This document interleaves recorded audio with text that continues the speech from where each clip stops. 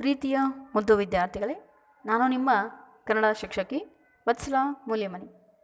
8ನೇ ತರಗತಿಯ ವಿದ್ಯಾರ್ಥಿಗಳಿಗೆ ನಿಮ್ಮ ಪಠ್ಯಪುಸ್ತಕಕ್ಕೆ ಸಂಬಂಧಪಟ್ಟಂತಹ 3ನೇ ಪಾಠವಾದ ಗಾಂಧೀಜಿಯ ಬಾಲ್ಯ ಅನ್ನುವಂಥ ಪಾಠವನ್ನು ಇವತ್ತು ನಾನು ಸ್ಟಾರ್ಟ್ ಮಾಡ್ತಾ ಇದ್ದೀನಿ. ಇದನ್ನು ಬರೆದಂಥವ್ರು ಯಾರು ಅಂತ ಹೇಳಿದರೆ ಗಾಂಧಿನೇ, ಆದರೆ ಅನುವಾದ ಮಾಡಿದ್ದು ಯಾರು ಅಂತ ಹೇಳಿದರೆ ಗೋರೂರು ರಾಮಸ್ವಾಮಿ ಅಯ್ಯಂಗಾರ್ ಅಂತ ಹೇಳಿ. ಇಲ್ಲಿ ಗೋರೂರು ರಾಮಸ್ವಾಮಿ ಅಯ್ಯಂಗಾರ್ ಅವರು ಬರೆದಂತಹ ಗಾಂಧೀಜಿಯ ಬಾಲ್ಯ ಅನ್ನುವಂಥ ಪಾಠವನ್ನು ಇವತ್ತು ನಾವು ನೋಡೋಣ. ಹಾಗಾಗಿ ಕವಿ ಪರಿಚಯ, ಮೊದಲನೇದಾಗಿ ಕವಿ ಪರಿಚಯ ನೋಡೋಣ. ಪೇಜ್ ನಂಬರ್ 20 ತೆಗೀರಿ. ಅದರಲ್ಲಿ ಮಹಾತ್ಮ ಗಾಂಧೀಜಿಯವರ ಪರಿಚಯನ ಕೊಟ್ಟಿದ್ದಾರೆ, ಹಾಗೆ ಗೋರೂರು ರಾಮಸ್ವಾಮಿ ಅಯ್ಯಂಗಾರ್ ಅವರ ಪರಿಚಯನ ಕೂಡ ನಿಮಗೆ ಕೊಟ್ಟಿದ್ದಾರೆ. ನಿಮಗೆ ಗೊತ್ತಿರುವ ಹಾಗೆ ಗಾಂಧೀಜಿಯವರು ಯಾರು ಅಂತ ನಿಮ್ಗೆ ಗೊತ್ತಿದೆ, ಆದರೂ ಕೂಡ ಒಂದ್ಸಗೆ ನೋಡ್ರಿ ಹೇಗಿದೆ ಅವರ ಪರಿಚಯ ಅನ್ನೋದನ್ನು.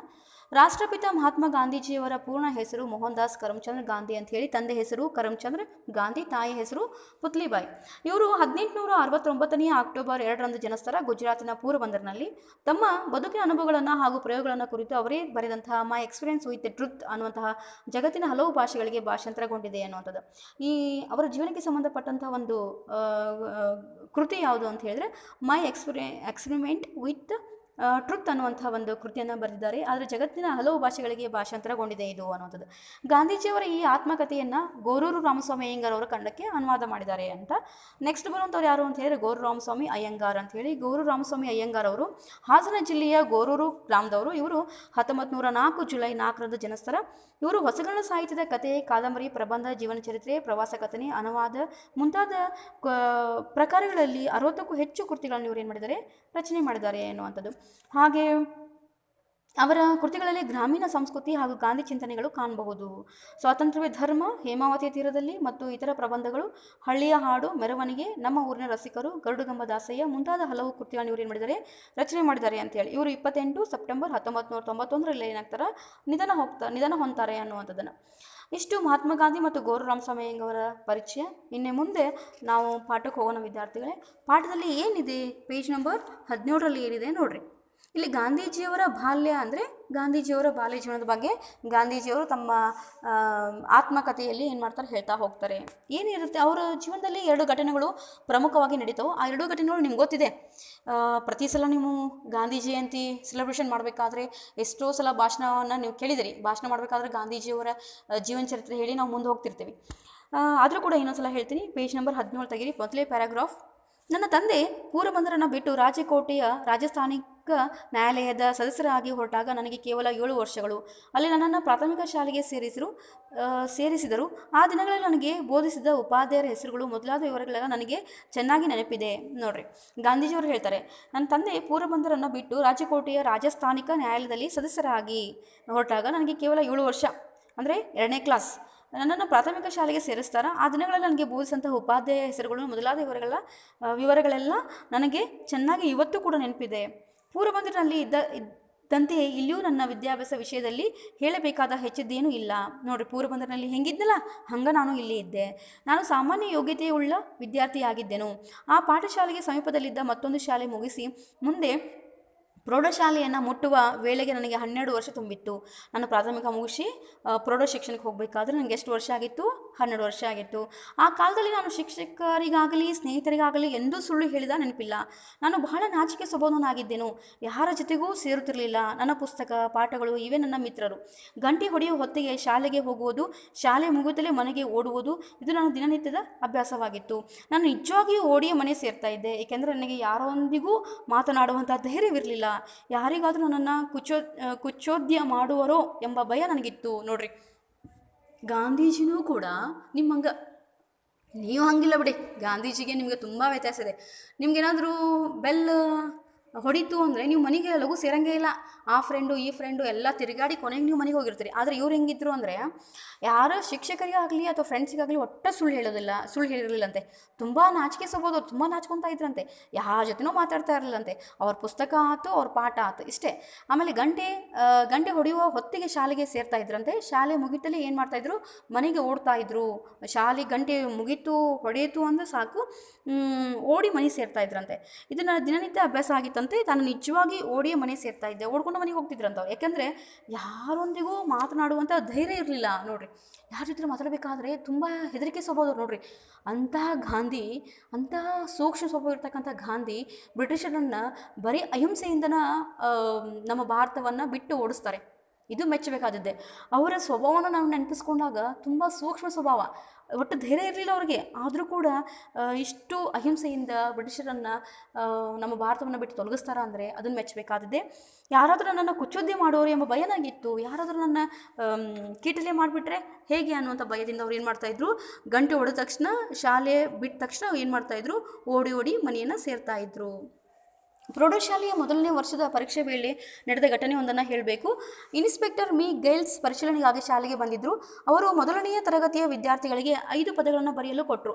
ಅವುಗಳ ಪೈಕಿ ಕೆಟಲ್ ಎಂಬ ಪದವು ಒಂದು.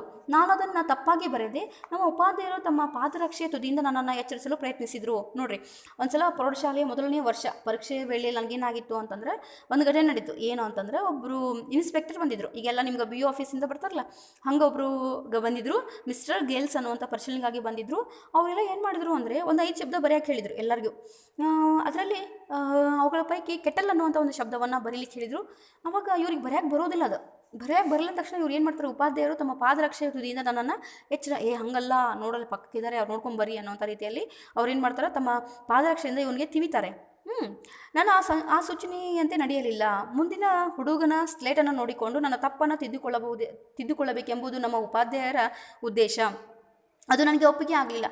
ಏಕೆಂದರೆ ನಾವು ಕಾಪಿ ಮಾಡದಂತೆ ನೋಡಿಕೊಳ್ಳುವುದೇ ಉಪಾಧ್ಯಾಯರ ಕೆಲಸವೆಂದು ನಾನು ತಿಳಿದಿದ್ದೆ. ನೋಡಿರಿ, ಎಷ್ಟೋ ಸಲ ಏನಾಗುತ್ತೆ ಅಂದರೆ ಅಸಹಾಯಕತೆ. ಒಂದು ಸಲ ನಮಗೆ ಮಕ್ಕಳ ಮೇಲೆ ತುಂಬ ಪ್ರೀತಿ ಇರುತ್ತೆ, ಮಕ್ಕಳು ಹೆಂಗಾದರೂ ಪಾಸ್ ಆಗಲಿ ಅನ್ನೋವಂಥದ್ದು. ಎಷ್ಟೋ ಸಲ ಅಲ್ಲೈತೆ ನೋಡ್ಕೊಂಡು ಬರೀ ಅಂತ ಹೇಳಿ ಟೀಚರ್ಸ್ಗಳು ಹೇಳ್ತಾನೆ ಇರ್ತಾರೆ, ಅಲ್ಲೈತೆ ನೋಡು, ಅದು ನೋಡ್ಕೊಂಡು ಬರೀ ಅಂದರೆ ಪಾಸ್ ಆಗಲಿ, ಜಾಸ್ತಿ ಅಂಕ ಪಡ್ಕೊಳ್ಳಿ ಅನ್ನುವಂಥದ್ದು. ಹಾಗೆ ಉಪಾಧ್ಯಾಯರು ಕೂಡ ಏನು ಮಾಡ್ತಾರೆ, ಅಲ್ಲೈತೆ ನೋಡ್ಕೊಂಡು ಬರೀ ಅಂತ ಹೇಳಿದಾಗ ಇವ್ನಿಗೆ ಇಷ್ಟ ಆಗಲ್ಲ ಅದು.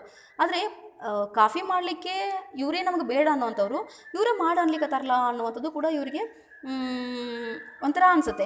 ಏನು ಅಂದರೆ, ಕಾಫಿ ಮಾಡದಂತೆ ನೋಡಿಕೊಳ್ಳುವುದೇ ಉಪಾಧ್ಯಾಯರ ಕೆಲಸವೆಂದು ನಾನು ತಿಳ್ಕೊಂಡಿದ್ದೆ.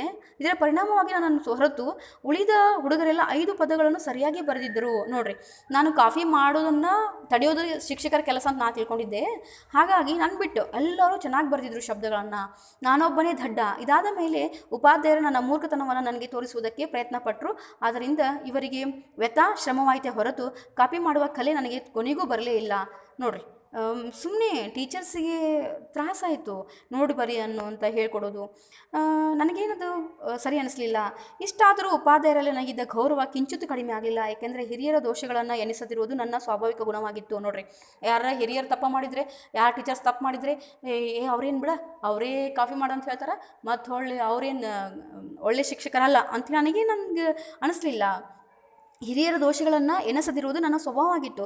ಹಿರಿಯರು ಏನು ತಪ್ಪು ಮಾಡಿದ್ರು ಕೂಡ ಅವ್ರೇನು ಹಿಂಗೆ ಮಾಡ್ತಾರೆ ಬಿಡು ಅನ್ನುವಂಥದ್ದು ಹೇಳೋಕೆ ನನ್ನ ಕಡೆ ಆಗಲಿಲ್ಲ. ಅನಂತರ ಆ ಉಪಾಧ್ಯಾಯರ ಇತರ ದೋಷಗಳು ನನಗೆ ತಿಳಿದು ಬಂದವು. ಆದರೆ ಅವರಲ್ಲಿ ನನ್ನ ಆದರ ಭಾವ ಕಡಿಮೆ ಆಗಲಿಲ್ಲ. ಹಿರಿಯರ ಅಣತಿಯನ್ನು ಪಾಲಿಸುವುದು ನನ್ನ ಕರ್ತವ್ಯ, ಅವರ ಕಾರ್ಯವನ್ನು ಪರಿಶೀಲಿಸುವುದಲ್ಲ ಎಂಬುದು ನಾವು ಅರಿತಿದ್ದೆ.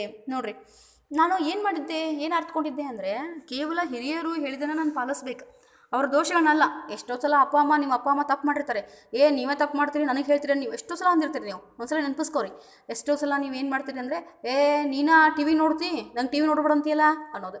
ಎಷ್ಟೋ ಸಲ ನೀನೇ ರಾತ್ರಿ 1 ಗಂಟೆವರೆಗೂ ಮೊಬೈಲ್ ಆಪ್ರೇಟ್ ಮಾಡ್ತಿರ್ತೀಯಾ, ನನಗೆ ಮೊಬೈಲ್ ನೋಡ್ಬೇಡ ಅಂತೀಯಲ್ಲ ನೀನು, ಎಷ್ಟು ಸಲ ನೀವು ಅಂದಿರ್ತೀರಿ, ಅಪ್ಪ ಅಮ್ಮಗೆ ಅಂದಿರ್ತೀರಿ. ಒಂದ್ಸಲ ನೋಡ್ಕೋರಿ. ಈ ಗಾಂಧೀಜಿಯವ್ರ ಸ್ವಭಾವ ಏನಾಗಿತ್ತು ಅಂದರೆ, ಹಿರಿಯರು ಮಾಡಿದಂಥ ಮಿಸ್ಟೇಕ್ಸ್ಗಳನ್ನು ಎತ್ತಿ ಹೇಳೋದು ನನ್ನ ಸ್ವಭಾವ ಆಗಿರಲಿಲ್ಲ. ಹಾಗಾಗಿ ನಾನು ಏನೂ ಅವ್ರಿಗೆ ಹೇಳಲಿಲ್ಲ. ಆದರೂ ಕೂಡ ನಾನು ಅವ್ರ ಮೇಲೆ ಇರ್ತಕ್ಕಂಥ ಗೌರವ ಕಡಿಮೆ ಆಗಲಿಲ್ಲ ನನಗೆ ಅಂತ ಹೇಳ್ತಾ ಇದ್ದಾರೆ. ಮುಂದೆ ನೋಡ್ರಿ, ಇದೇ ಸಮಯದಲ್ಲಿ ನಡೆದ ಮತ್ತೆರಡು ಸಂಗತಿಗಳನ್ನ ಯಾವಾಗಲೂ ನನ್ನ ನೆನಪಿನಲ್ಲಿ ಉಳಿದಿವೆ. ಪಠ್ಯಪುಸ್ತಕಗಳನ್ನ ಹೊರತು ಬೇರೆ ಏನನ್ನೂ ಓದುವುದು ಸಾಧಾರಣವಾಗಿ ನನಗೆ ಸೇರುತ್ತಿರಲಿಲ್ಲ. ನಿತ್ಯದ ಪಾಠಗಳನ್ನಂತೂ ಓದಲೇಬೇಕಾಗಿತ್ತು. ಉಪಾಧ್ಯಾಯರು ನನ್ನನ್ನು ಗದರಿಸುವುದು ನನಗೆ ಇಷ್ಟ ಇರಲಿಲ್ಲ.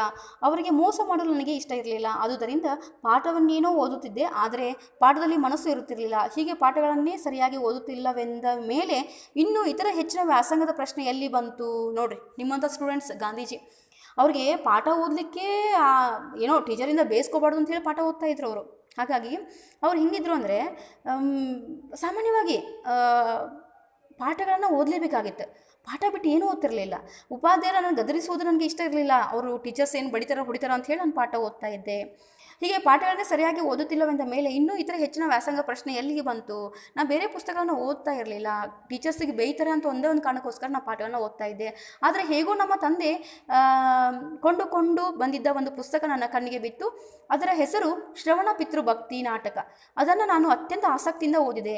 ಅದೇ ಸಮಯದಲ್ಲಿ ಸಂಚಾರಿ ಬೊಂಬೆ ಪ್ರದರ್ಶಕರು ತಮ್ಮ ಊರಿಗೆ ಬಂದರು. ನೋಡ್ರಿ, ಇಲ್ಲೇನಾಗೈತಿ ಅಂತಂದರೆ, ಅವರು ಬೇರೆ ಪುಸ್ತಕನ ಓದೋದಿಲ್ಲ ಅಂದಮೇಲೆ ಒಂದು ದಿವಸ ಏನಾಗಿತ್ತು, ಅವರ ತಂದೆ ಶ್ರವಣ ಪಿತೃಭಕ್ತಿ ಅನ್ನುವಂಥ ನಾಟಕದ ಒಂದು ಪುಸ್ತಕವನ್ನು ತಂದಿದ್ದರು. ನಾನು ಅತ್ಯಂತ ಆಸಕ್ತಿಯಿಂದ ಆ ಪುಸ್ತಕವನ್ನು ಓದಿದೆ. ಅದೇ ಸಮಯದಲ್ಲಿ ಸಂಚಾರಿ ಅಂದರೆ ಬೊಂಬೆ ಪ್ರದರ್ಶಕರು, ಬೊಂಬೆ ಆಟ ಅಂತ ಬರ್ತಲ್ಲ, ಊರಿಂದ ಊರಿಗೆ ಹೋಗಿ ಬೊಂಬೆಯನ್ನು ಪ್ರದರ್ಶನ ಮಾಡುವಂಥದ್ದು, ನಮ್ಮ ಊರಿಗೆ ಬಂದರು. ಅವರು ನನಗೆ ತೋರಿಸಿದ ಒಂದು ಚಿತ್ರ, ಶ್ರವಣ ತನ್ನ ಕುರುಡು ತಂದೆ ತಾಯಿಯರನ್ನು ಅಡ್ಡಿಯಲ್ಲಿ ಕೂರಿಸಿಕೊಂಡು ಅದನ್ನು ಹೆಗಲ ಮೇಲೆ ಹೊತ್ತುಕೊಂಡು ಯಾತ್ರೆಗಾಗಿ ಹೋಗುತ್ತಿದ್ದಂತಹ ಚಿತ್ರ. ಆ ಪುಸ್ತಕ, ಆ ದೃಶ್ಯ ಎರಡೂ ನನ್ನ ಅಂತರಂಗದಲ್ಲಿ ಶಾಶ್ವತವಾಗಿ ಅಂಕಿತವಾದವು. ನೋಡ್ರಿ, ಈ ಸಂಚಾರಿ ಗೊಂಬೆ ಆಟದವ್ರು ಏನು ಬಂದಿದ್ರಲ್ಲ ನಮ್ಮ ಊರಿಗೆ, ಅವ್ರೇನು ನಂಗೆ ತೋರಿಸಿದಂಥ ಚಿತ್ರ ಯಾವುದು ಅಂತ ಹೇಳಿದ್ರೆ, ಶ್ರವಣಕುಮಾರ ತನ್ನ ಅಪ್ಪ ಅಮ್ಮನ್ನ ಅಡ್ಡಿಯಲ್ಲಿ ಅಂತಂದರೆ ಬಿದಿರಿನಿಂದ ಮಾಡಿದಂಥ ತಟ್ಟೆ ಆಕಾರ ಇರುತ್ತೆ, ಅಡ್ಡಿಯಲ್ಲಿ ಕುಡಿಸ್ಕೊಂಡು ಅವ್ರನ್ನ ಸಂಚಾರ ಮಾಡಿಸಿದ ಅನ್ನುವಂಥದ್ದು, ಯಾತ್ರೆಗಾಗಿ ಹೋಗ್ತಾ ಇದ್ದಂತಹ ಚಿತ್ರ. ಆ ಪುಸ್ತಕ, ಆ ದೃಶ್ಯ ಎರಡೂ ನನ್ನ ಅಂತರಂಗದಲ್ಲಿ ಶಾಶ್ವತವಾಗಿ ಅಂಕಿತವಾಗಿವೆ, ಅಂದರೆ ಶಾಶ್ವತವಾಗಿ ನೆಲೆಸಾವು. ಈಗೋ ಇಲ್ಲಿ ನಿನಗೊಂದು ಆದರ್ಶವಿದೆ, ಅದನ್ನು ಅನುಸರಿಸು ಎಂದು ನನಗೆ ನಾನೇ ಹೇಳಿಕೊಂಡೆ.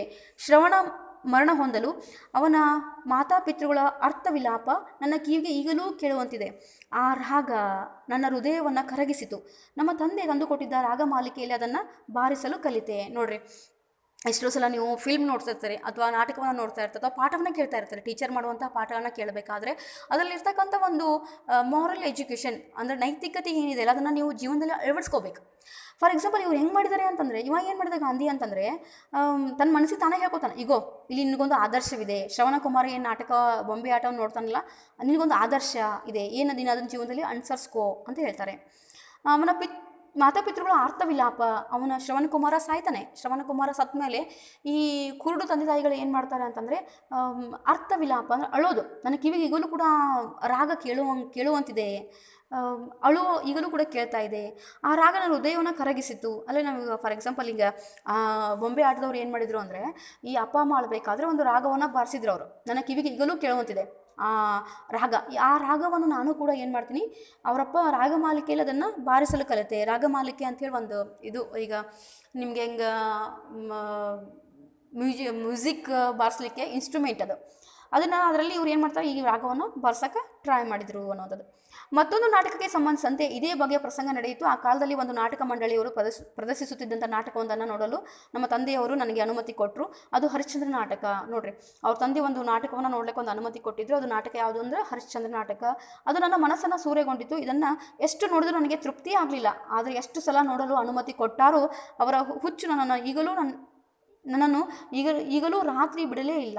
ನೋಡ್ರಿ, ಶ್ರವಣಕುಮಾರ ಇದು ಆದಮೇಲೆ, ಇನ್ಸಿಡೆಂಟ್ ಮುಗಿದ್ಮೇಲೆ ಹರಿಶ್ಚಂದ್ರ ನಾಟಕದ ಒಂದು ಇನ್ಸಿಡೆಂಟ್ ಬರುತ್ತೆ. ಹರಿಶ್ಚಂದ್ರ ನಾಟಕ ಅದು ನನ್ನ ಮನಸ್ಸನ್ನು ಸೂರೆಗೊಂಡಿತು. ಅದನ್ನು ಎಷ್ಟು ನೋಡಿದರೂ ನನಗೆ ತೃಪ್ತಿ ಆಗಲಿಲ್ಲ. ಆ ನಾಟಕವನ್ನು ಎಷ್ಟು ಸಲ ನೋಡಿದರೂ ಕೂಡ ನನಗೆ ತೃಪ್ತಿ ಆಗಲಿಲ್ಲ.